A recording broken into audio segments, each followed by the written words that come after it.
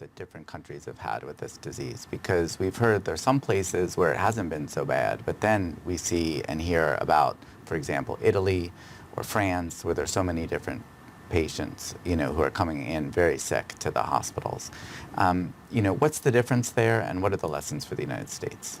Some Asian countries have had a less severe experience than European countries, and to some degree it's speculation, but I would say their experience with SARS in 2003 really helped to inform their response. Because that infection really hit Asia very hard. It hit Asia hard, and it was very scary, rightfully so, and so I think people there really understand what social distancing means, and when news of a new SARS-like coronavirus emerged out of China, I think they really were able to lean in to these kinds of measures that we are now taking in Europe and the U.S. I see. So the lesson may be to really pay attention to this social distancing concept. The lesson there I want to underscore is that social distancing really does work. So in those Asian countries, we're not just seeing less COVID-19, we're also seeing less diarrheal illness and conjunctivitis, which is like pink eye.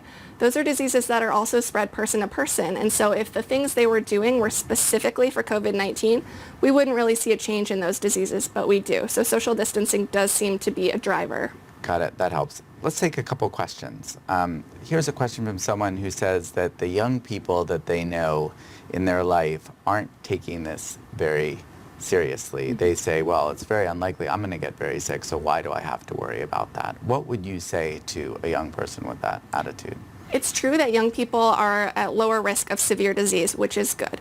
But young people are also a bridge to older people and those who are most vulnerable. The disease can only spread if there are people to spread it to, and so young people play a really important role in breaking that chain of transmission.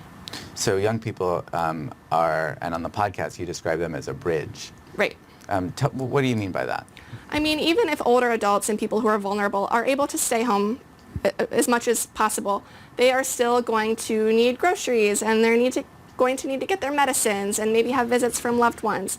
If young people are in the places where those are happening, they could come in contact with older adults, and that's a transmission opportunity. So really, it's certainly protect yourself, because there can be severe disease in younger people, but really it's to protect other people in your life too. It could be your parents, grandparents, neighbors, teachers, other people who you might wind up in contact with. We all have an important role to play. Great. Here's a question about recommendations for doctors, dentists, other professionals, acupuncturists. What do you recommend now about how they go about caring for patients? Even if you're not in a practice where you expect to see COVID-19 patients, it's a good idea to really step up your infection control and prevention measures.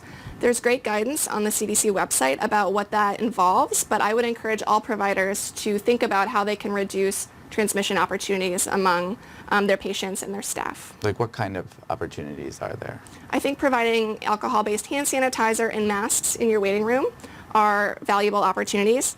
Masks are not recommended for healthy people out in the community, but they are recommended for people who are sick. And so you want to make sure if you're someone who sees sick people, they have an opportunity to access a mask. I see.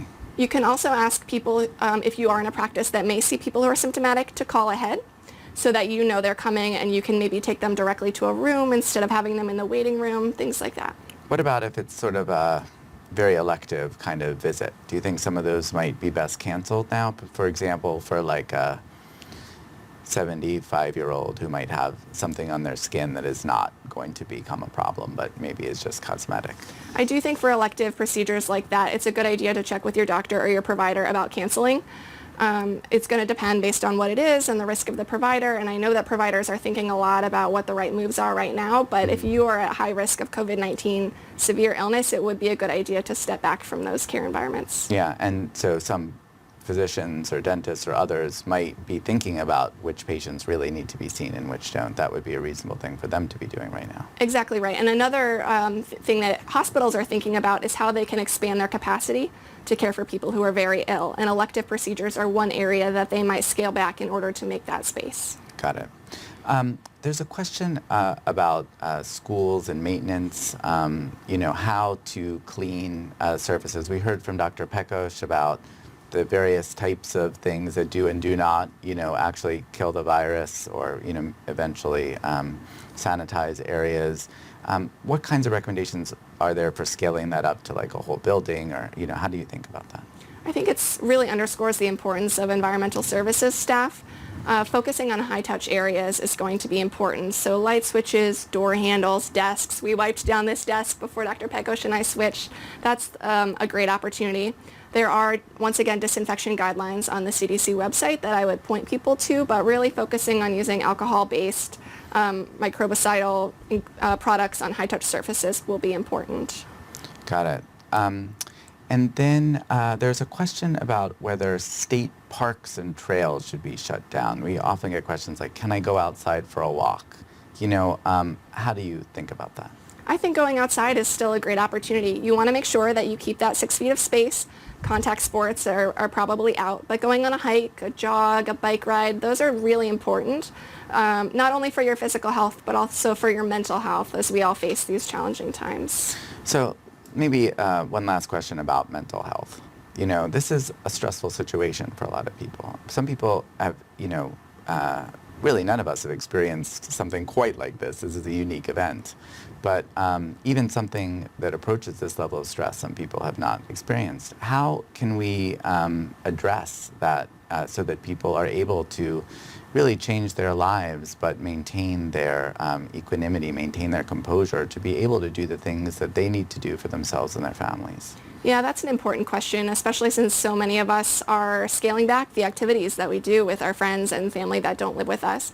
I think this is a great time to turn to online resources like Skyping, Zooming, talking on the phone, to stay connected with people, especially those who are older and have underlying health conditions who might really not be going out very much at all. I think we should all be supporting each other as best as we can. So social distancing really just refers to social distancing in the physical space. That's absolutely right. But it's not psychological distancing. That's right. And in my office, a lot of what we're doing is moving our normal around the water cooler office chat to online spaces. So you can still have those casual interactions. They just should be online or over the phone. But yet they may be recorded forever, so you have to be a little bit more careful, perhaps. Also that. Okay, all right, good. Thank you very much, Dr. Rivers, for joining me. I really want to thank Dr. Pekos and Dr. Rivers for a candid discussion on the very latest of the COVID-19 pandemic. This webcast is just one of the many ways Johns Hopkins University experts are sharing their knowledge on this global public health issue. You can see a lot more about information from Johns Hopkins at coronavirus.jhu.edu. And we also have a podcast called Public Health on Call, where we have conversations with experts, including Dr. Pekos and Dr. Rivers, every day. I think Dr. Rivers' podcast just posted today. Please subscribe wherever you get your podcasts. Also, I should mention that at that resource center online, you can see the global tracker map, which shows the spread of the coronavirus across the globe, and you can sign up for a daily situation report from the Center for Health Security. You can follow Johns Hopkins and Johns Hopkins Bloomberg School of Public Health channels on Twitter and elsewhere to stay up to date with all of the latest information about the situation. And if you have questions to address in future programs, either webcasts or podcasts, please email publichealthquestion@jhu.edu. We answer these questions on the Friday Public Health on Call podcast as well as on these webcasts. Thank you very much for joining us.